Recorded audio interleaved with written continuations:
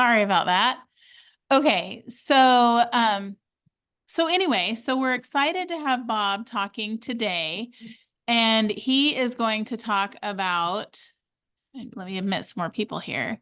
He's going to be talking about soil testing, which I think is really cool. We found a place to get our soil testing done. And Jean is much better at that than I am, but I remember looking at our report and I was like, okay, so we did the soil testing. And now we have this report. And now what? Now what exactly are we supposed to do to make amazing soil, right?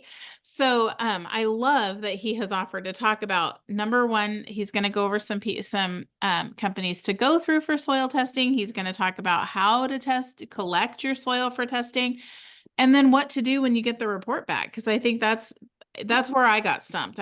It was all fine and dandy until we got the report. And then I was like, oh dear, now what? So I just have heard some amazing things about Bob. So again, I just want to invite you, if you're interested, to come to the Alaska Homestead Expo in April. It's the 27th and 28th. And the sooner you get your tickets, the sooner you can be part of more of these talks. We have at least 3 every single week, and they're free to Expo ticket holders. So that's kind of exciting. And we'll talk about the whole game. We're going to run the whole gamut of everything there is to talk about. So I also want to tell you about one more event we have it coming up that's totally free. It is taking place, I think it's a week from Friday. It's on the 22nd. It's at the Big Lake Lions Club, and it is a homestead. I can't remember what, it's a film fest. It's put on by Justin Rhodes of Abundance Plus, and we've gotten to see previews of what they're sending us, and it's really cool. So we're basically just going to have a big potluck at the Lions Club. We're going to watch all these films. They're like indie films. They're really short, and most of them are really short, but they're packed with really cool, fun, inspiring information. And then we'll eat together. We'll talk about the films. It's going to be really cool. It's totally free to the public at the Big Lake Lions Club on the 22nd at, I think we said 6 o'clock. So just wanted to make sure everyone knows about that. Okay, Bob, take it away. Yeah, it's hard to follow that act. Okay, for those that don't know me, my name is Bob Van Veldhuizen. I am a agronomist part-time at the Matanuska Experiment Farm and Extension Center. This is part of the University of Alaska Fairbanks Agriculture and Forestry Experiment Stations.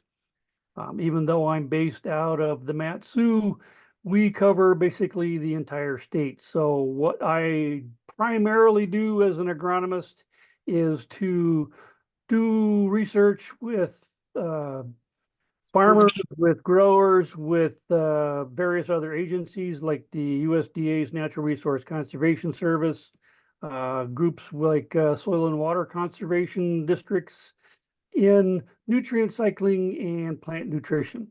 And because we're working through the university, we cover absolutely everything from total organic to total synthetic and everything in between.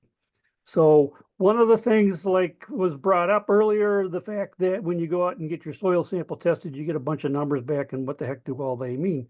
And so what I've been doing is volunteering my time to help out anybody who has had a soil sample collected and then explain to them what the numbers mean and come up with some recommendations on the fertility that they need, depending on what they have at hand, what they can use, what they have access to then add the fertility back to their soil for plant growth. So one of the big things that we all have to do is why collect soil samples? Well, I can equate this very similarly to when you go to a doctor's office for your annual physical. The doctor is probably going to have you do some lab tests. That means the doctor isn't going to be able to have some information to then say, well, maybe you need this or maybe you don't need that. In other words, to make you more healthy. Every grower, regardless of whether you're a gardener or a commercial grower, should be looking at their crop for 2 main important points. That's going to be the maximum yield and the maximum quality.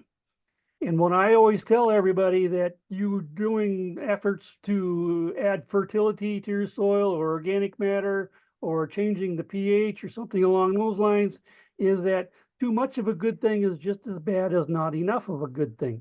It's very easy to tell you what to do if you have a deficiency to bring something up to where the plants need it, but it's almost very, very difficult, if not impossible, to get that back down, because if the samples are too high in nitrogen, you might be trying to grow broccoli and all you get is a 4-foot tall plant with full of leaves, and therefore it's nothing that you can use.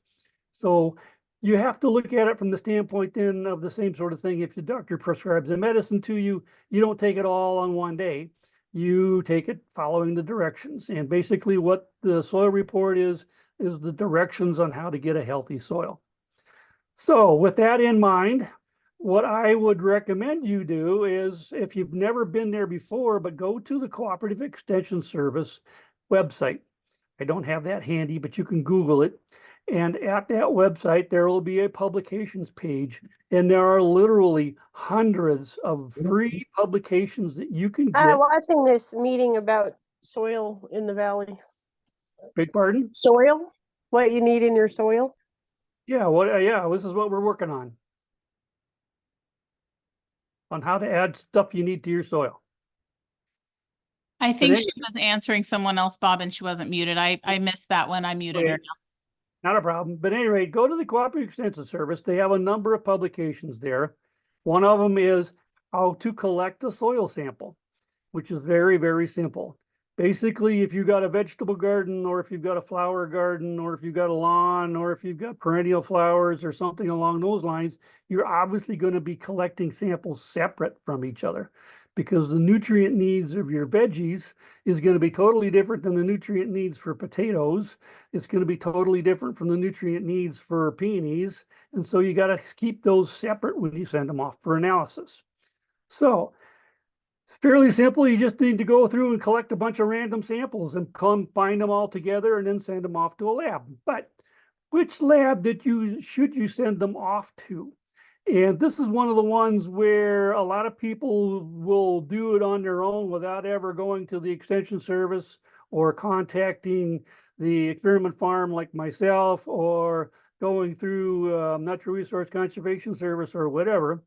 And they'll get numbers back, but they don't necessarily mean anything for Alaskan soils.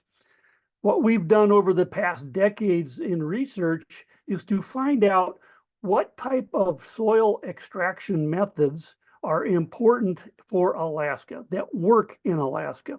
And we have a lot of different soil types in Alaska, because if you think about it, the interior of Alaska is going to be different than the Matsu Valley, which is going to be different than the Kenai Peninsula, which will be different from Southeast, and so on. So we have to focus on what type of methods work best to get the best information so that we can then make the best recommendations for our garden.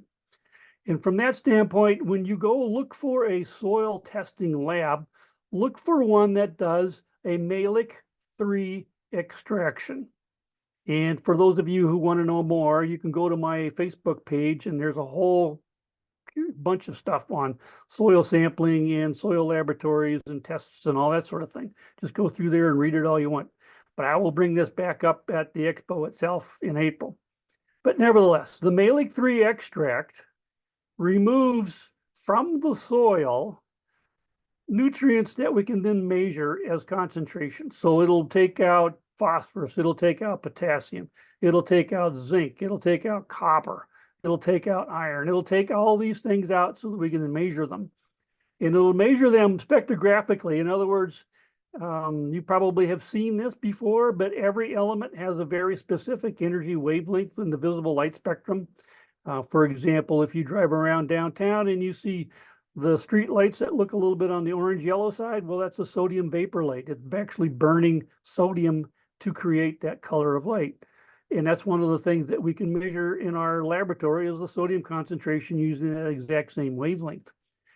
The next thing that you have to be concerned about is whether or not the soils lab actually has familiarity with Alaskan soils, because each one of these instruments needs to be calibrated from a low to a high concentration. Excuse me. so that your soil unknown falls within that range. If it doesn't have that, if it's not familiar with it, if your soil unknown falls outside of their range of standards, then the numbers don't mean anything.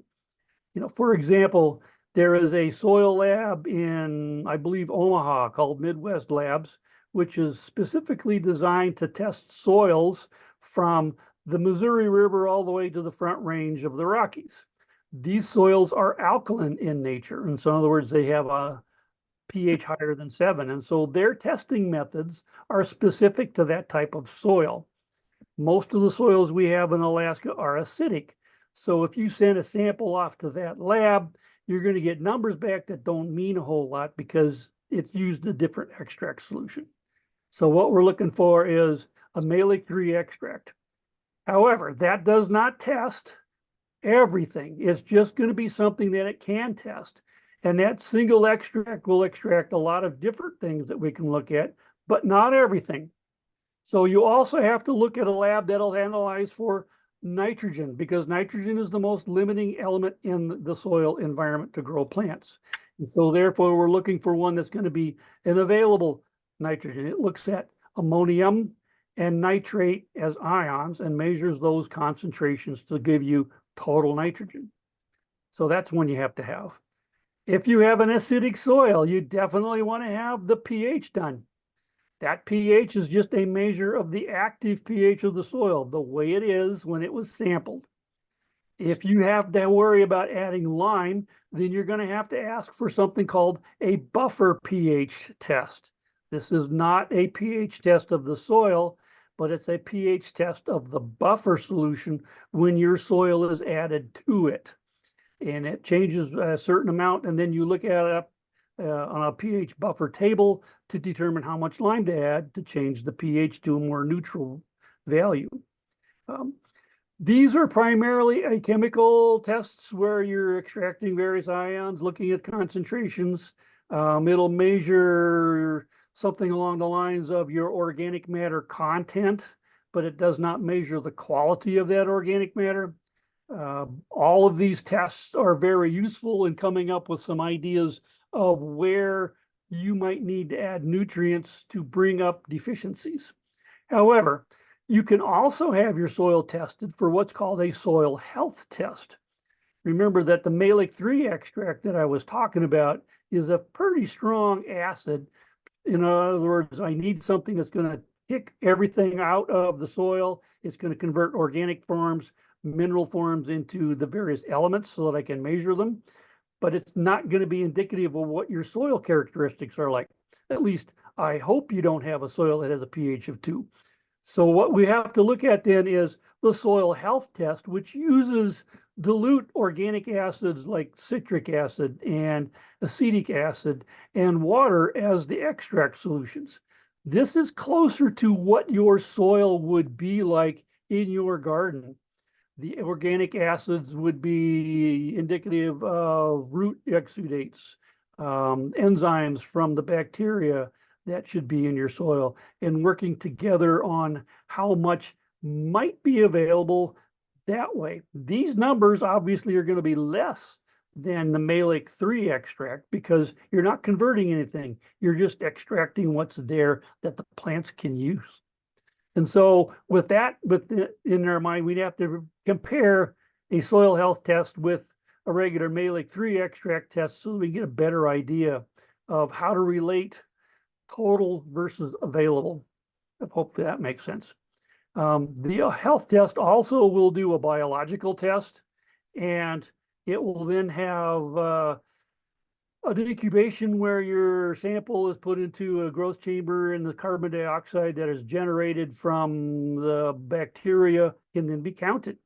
Obviously, what you're looking at then is the production of basically how active your soil is from a biological standpoint. When we do research, we do things longer than 24 hours, but this is a quick measure. For everybody looking to identify, I see some comments, it is MEHLICH-3. That's the test you're looking for.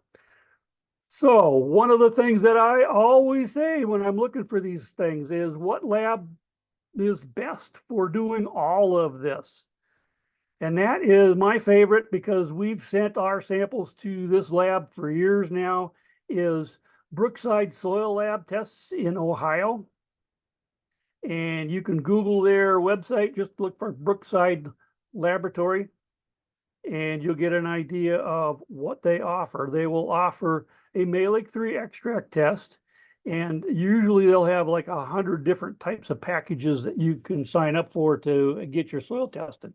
But what you're looking for will be S001AN. That's the test package that you're looking for a Mehlich 3 test. You can also have them do a soil health test, and that is package S019. And if you really, really are concerned about what you're adding to the soil, because a lot of things you might be adding your own compost, for example, and you really ought to have an idea of what's in the compost that you're adding for nutrient content, or if you're buying compost from somewhere. And so they will also test the compost. They will test plant tissue. One of the things that I've been dealing with the past couple of weeks are a couple of growers from Southeast who have been collecting seaweed to use as part of their compost. And one of them actually had the seaweed tested from the standpoint of what's in there from nutrient standpoint, which is excellent because now we know how much they're adding and how long it takes for things to work in their garden that way. The other portion of most of individuals might not quite realize, although if you've had your high school chemistry, if it hopefully wasn't 400 years ago like it was for me, then they will also test your irrigation water. For example, if you have hard water, there's going to be a lot of calcium and magnesium in it. These are important plant nutrients, but if you've also limed your soil, you've added calcium and magnesium in from the lime standpoint. And if you want to dissolve fertilizer in your irrigation water, then you have to worry about how much you can dissolve in hard water, which is not going to be very much. So you have to keep that in mind from the standpoint of your irrigation method. For example, if anybody has those little lines you run down the surface of the soil with the emitters on them, little tiny holes in the end of the emitters. If you have hard soil, or if you had more stuff dissolved in it than you can really do effectively, the emitters will get all plugged up and nothing works. And so knowing how well your water works is also important from the standpoint of having a good, healthy garden. And they'll test everything along those lines.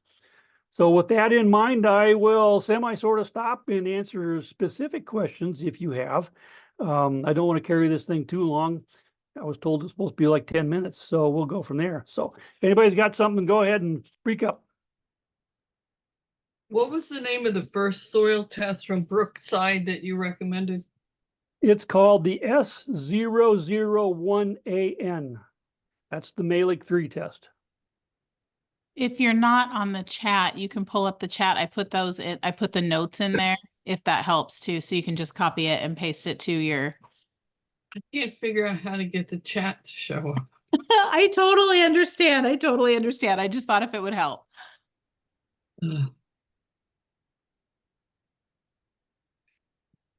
Do you recommend putting cardboard down on top of the garden as a weed barrier? Is there anything in the cardboard that would be harmful or toxic to plants or people? It depends on what type of cardboard it is.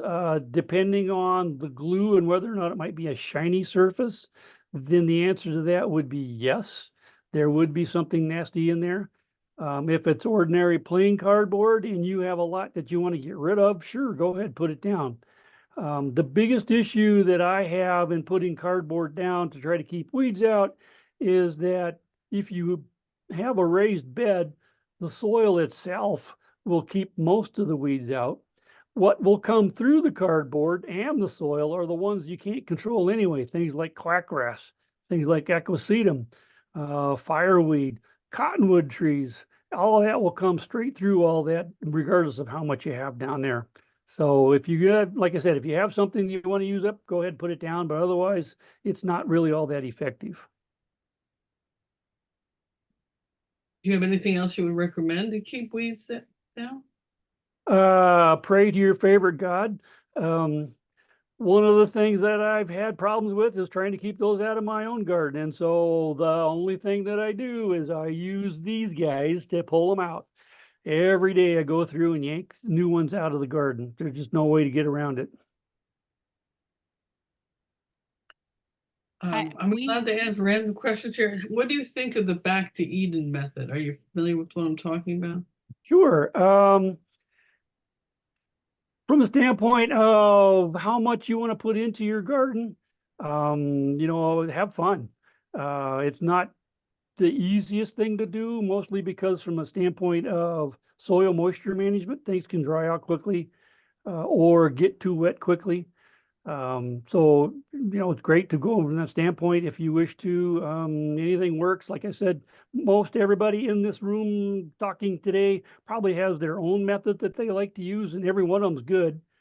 Every one of them also has something that might be potentially more difficult to deal with.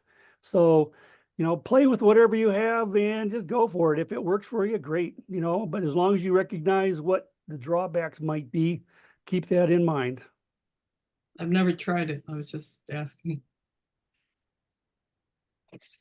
Something that we've used that's been effective, but I know that it's controversial is for weed barrier because I had the bright idea to plant my entire garden. The whole thing is planted. It's beautiful around a birch tree and up next to my raspberries. So anybody that knows anything besides me knows that you've got birch tree suckers coming up everywhere, besides the fact that it's raining aphids, and the strawberry or the raspberry suckers are coming up. It doesn't matter what you do. So we actually we use Typar and put down Typar, and that has managed to keep everything controlled. But I know that, I guess then my question is, Bob, tell me why I should not have used Typar? Typar works. In fact, I've got a lot of peony clients that have Typar, mostly because of weed control. But even though it's advertised that water will permeate through Typar, it doesn't necessarily do that as fast as you want to, and it'll roll off to low spots. So most individuals will then run irrigation lines under the Typar, which works fine. Typar also has what we call a shelf life. It photodegrades a lot like a lot of other plastics will do. So within 10 years or so, it's starting to start to get brittle. So as you walk on it, you'll wind up poking holes in it. And if you try picking it up, you're going to get a bazillion little pieces. So keep that in mind as you go about doing it. A couple of peony growers that I have spread Typar over everything, including the walkways. And so then they would use things like wood chips on the walkways, which then buries the Typar and provides a cushion so they don't wind up poking holes in it. So something along those lines. Even with that, That's actually what Okay. we've done is we have Typar, we laid Typar in the whole area. My garden's really big, and then everything is raised beds. Right. So everything is above the Typar. Right. Most peony growers also have a raised bed because peonies like warm roots rather than cold roots, and so Yeah. raised bed improves the soil temperature. I thought I saw a chat blow up just a little while ago about collecting rainwater, and that's most definitely a plus. Realize though that the rainwater is running off your roof, and depending on what you've got on your roof, asphalt shingles, metal, things of that nature, you're collecting whatever that is as well. If you're going to collect it into a container, one of the things that may or may not be a big deal is the temperature of the water. Your well water is probably only going to be a few degrees above 40 degrees. Rainwater is going to be pretty close to the same thing. Rather than me running my well and my pressure tank a lot, I do collect rainwater into stock tanks. They're 100-gallon black plastic stock tanks that you can get at any feed store. And the dark color tends to warm the water up a little bit before I irrigate. So it's one way of just saving money and using a free resource.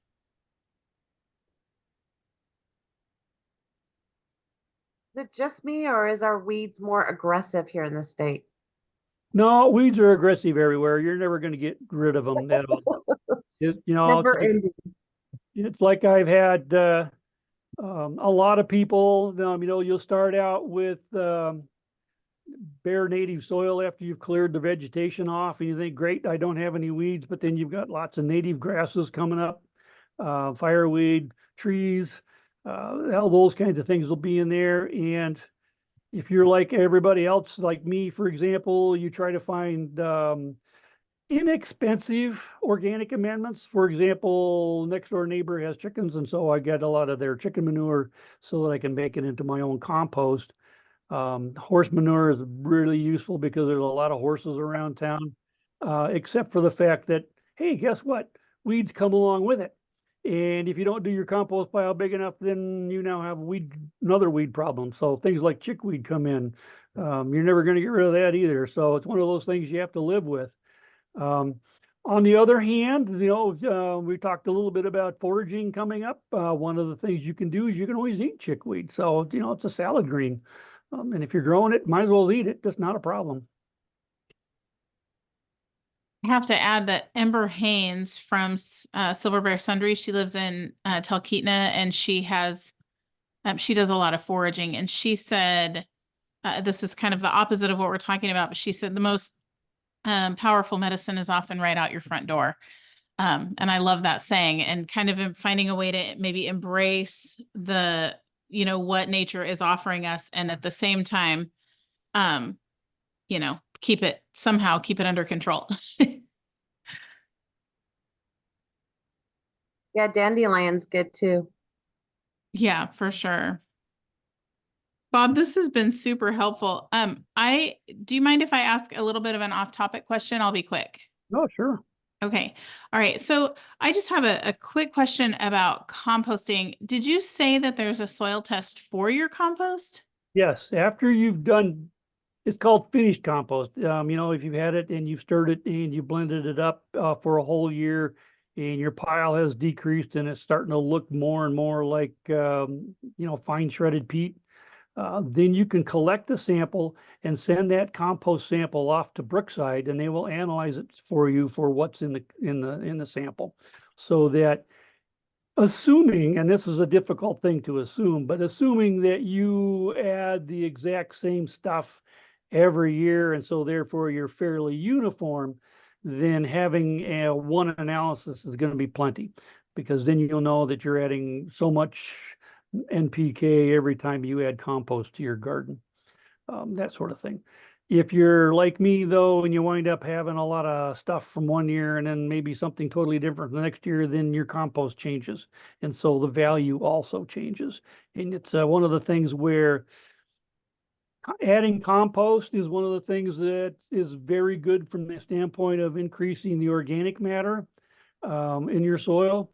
You want good quality organic matter versus poor quality organic matter. In other words, you want something that's gone through the compost itself. If you're adding fresh material like cover crops, or if you're adding your waste organics to your soil right away, then basically it's composting in your soil, and that's a slow process. Something to keep in mind is that every time you add something to your soil, like compost or organic fertilizers or even synthetic fertilizers, the very first critters to get it will be the bacteria. And the more complicated the biomolecule is, or the more complicated the chemical compound is, the longer it takes for that to break down. When you're adding any kind of a nutrient from a commercial source, there'll be 3 numbers on the outside of the bag. That's not NPK. That's N, P2O5, and K2O.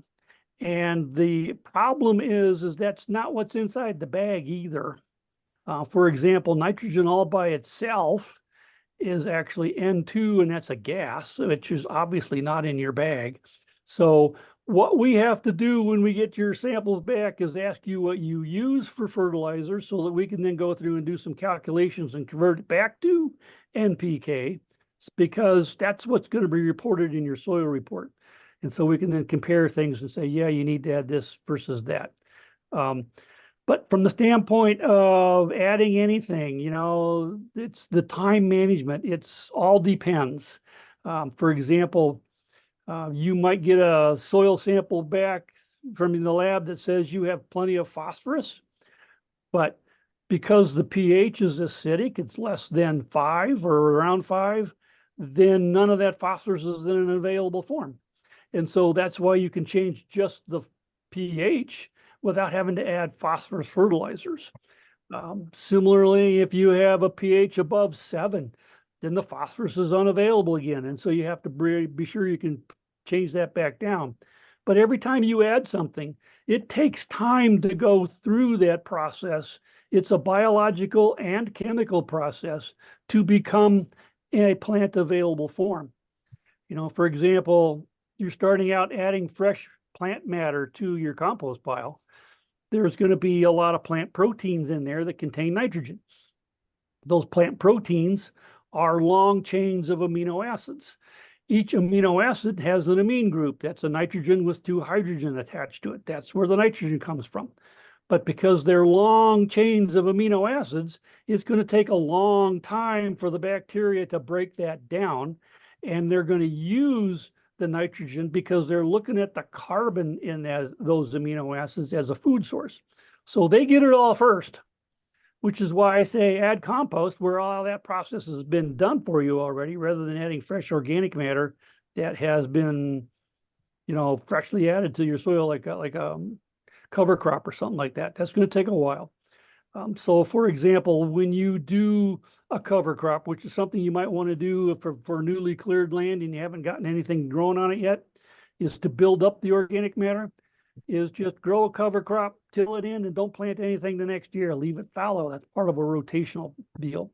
And allow that organic matter to break down and decompose, and then plant something the following year that you can use as a cash crop or plant your garden or whatever you're working for. We can go over those kinds of things in greater detail in April, but it's just some things to keep in mind. So to the second half of my question is then, if you're able to get your compost tested and you're able to get your soil tested, couldn't a person learn about compost and kind of build their compost in a way that amends their specific soil? Or is that a crazy complicated question? It's not as complicated as you think. However, finished compost should have a carbon nitrogen ratio of around 25 parts carbon to each part nitrogen. And regardless of what you use as feedstocks for your compost, it should wind up the same all across the board. Okay. What you're adding to it, and this can be anything, and I know that a lot of people say don't add meat to your compost pile or whatever, but I've added fish scraps to my compost pile for decades, and I make a really good stinky compost. But when it's finished, it no longer has a smell to it, and it's a pretty good compost. The nitrogen comes from the fish guts, the fish heads, the skins, that sort of thing, and the carbon then comes from the other aspects of whatever I have, and straw, leaves, that sort of stuff. And so you can do that, but when you're all done, you should have a really good finished compost that should be fairly uniform in nutritional content. That then is what you would use to say, okay, well, if I need to add organic matter and I need nitrogen, I'm going to add so many pounds per acre of my compost, or whatever you've got. When we do calculations based on nutrient sources that have more than one, like nitrogen, phosphorus, and potassium, we always use nitrogen as our first calculation, because nitrogen is the most limiting nutrient. And then once we figure out how much we need to meet the nitrogen needs, then whatever comes along with that calculation for phosphorus and potassium is, extra. We hope that we don't go too high in concentrations for anything else, because if we do, then we have to find another source of our nitrogen, because having too much is just as bad as not having enough. And so it's always this balance of how we work about this. For anybody who has ever had me evaluate a soil sample test done, one of the things I'll do is I'll do a very detailed description of what every single one of those tests mean and why it's important in your soil. And at some point in time, I also try to hope that you use that as a learning tool so that eventually you can do it all yourself and you don't need me. You'll become the soil experts rather than me because you're the ones looking at the garden all the time, not me. I might only see this once or never. So go from along those lines. Learning experience is always good. Yeah, you're so right. There's a couple questions in the chat. Did you see that? Someone asking Yeah. about glacier rivers and someone else asking about their soil being high in potassium. So what were the questions? Okay, so the first question is, for those of us along the glacier rivers, is our soil just really in need of a lot of organic matter and manure? Definitely, yeah.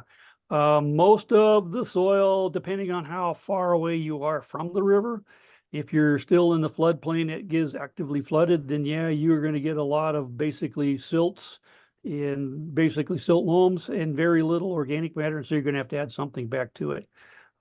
You don't want a pure mineral soil just as much as you don't want a pure organic soil. You're going to have a nice mix of all components. From the standpoint of what I'm looking at, I would say a mineral soil that's somewhere with 3 to 15% organic matter is an ideal soil. And that's what you should be shooting for. Remember, though, that your organics are not going to stay constant. They're going to keep breaking down in the soil and get used by the organisms. And so you're going to have to worry about adding something back on a regular basis. Once you're very familiar with your soil and how things work out, you don't need to have a soil test every year. You might want to do one every 3 to 5 years, as long as it's working for you. But as soon as something looks weird, then we're going to have to take a look at it and figure out what it is. That's a good answer. And that is kind of, that's good information that, you know, like you said, if something's starting to not look right, if your broccoli gets huge but doesn't head up, or, you know, there's all sorts of things to look at, but it all boils down to soil, it seems like. Okay, so the next question was, we cleared an acre of new land last summer in Point McKenzie. Our soil test showed that this new ground is really high in potassium. Do you have any guesses why it's naturally high in potassium? Potassium is one of those things you're going to find naturally in all soils, regardless of where you're at. If you take a look at what makes up most of the plant matter, for example, cell wall structure, enzymes within plants, that's all a potassium related impact. And so potassium can get stored in the organic matter itself. Potassium isn't necessarily needed in great quantities by a lot of natural native plants. And so you can get a buildup of higher potassium levels and therefore never have to add any fertilizer for a while. However, if you have your garden planted in there, this is something I got to make sure everybody realizes, is that if we have a good balance of nutrients at the beginning of the growing season and we're harvesting and removing plant biomass, we are removing or mining the soil of those nutrients. They are going away. And so therefore we have to make sure we replace those. For example, if you have way high levels of nitrogen, you might want to plant something that requires a lot of nitrogen, like leafy greens, for example, and just keep doing that until they get down to a level where you can then plant other things. So basically the potassium is just natural. It's nothing to be concerned about.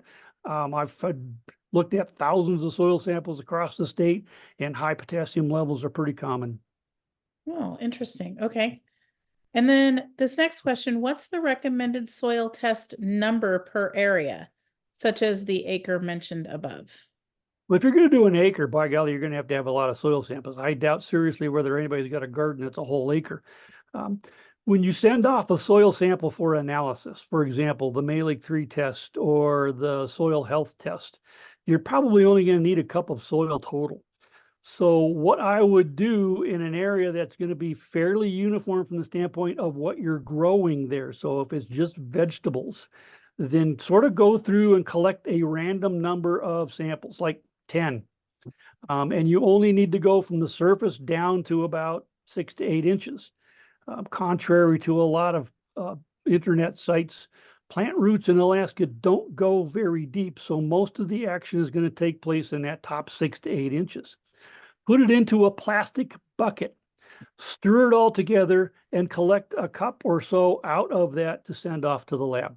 That's going to give you a very broad, uniform idea of what that area is going to have from the standpoint of nutrient concentration.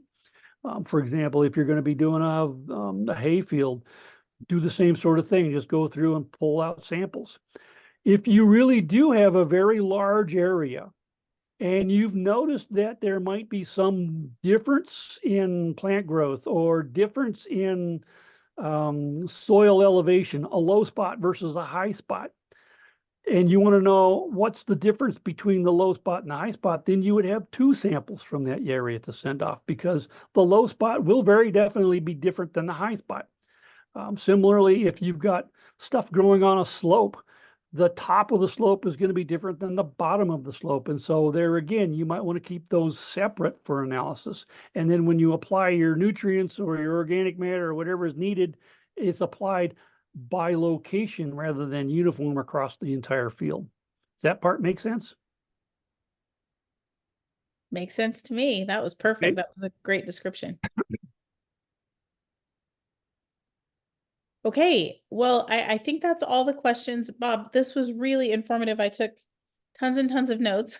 So I'm going to add, we'll put this on YouTube so you can watch it later if you want to go back and watch it again and take some notes or anything. And we'll put in the show notes, we'll put some links and things like that. I do want to also point out that Bob's friend and my friend, Jody Anderson, also did a soil interview for our podcast, and it's really, really good too. So if you want to learn more about Alaska soil, then you can go on YouTube and listen to that. Jody did a really great job of talking about Alaska soil, and it kind of pairs perfectly with our talk tonight. So it gets you kind of gives some more information. So I think it's been wonderful, Bob. This was you not only answered all of my questions, you've made me curious, and now I want to know more about my soil. Yeah. So again, if anyone is interested, we are doing these talks for the next 4 weeks. Jody Anderson will be doing one of them. We're going to be talking about this week. We're going to be talking about ham radio. Why? What is it? We're also going to be talking about foraging. We're going to be talking about cooking with whole grains. We're going to be talking with my friend Luita, who is a homesteader, and she is disabled. So, and she just has a real passion for talking with people who are older and disabled. So if you already have we're going to talk about a family milk cow. We've got all the things. So if you are interested in joining these talks, just grab your expo tickets on our website, and and check out our YouTube channel, because there is some more stuff on there too. But Bob, this was incredible, and now I'm really excited for the expo and to hear what you have to say there. Cool. If anybody wants more information, my Facebook page is primarily related to soils, Alaskan crops, things you can do for Alaska growing and produce food, for example, in Alaska. So go on over to my Facebook page and just start scrolling down and find something that's interesting to you. And Bob, this is just your personal page, right? So Personal one, it's not the work-related one, but it's all work-related information. okay, perfect. Yes. And this is what's great, is sharing all the information. So I appreciate everyone being here. Thank you so much. And if you have any questions, I'm sure you can just message Bob or check him out at the expo and ask him then. All right. Thanks, everybody. Goodbye.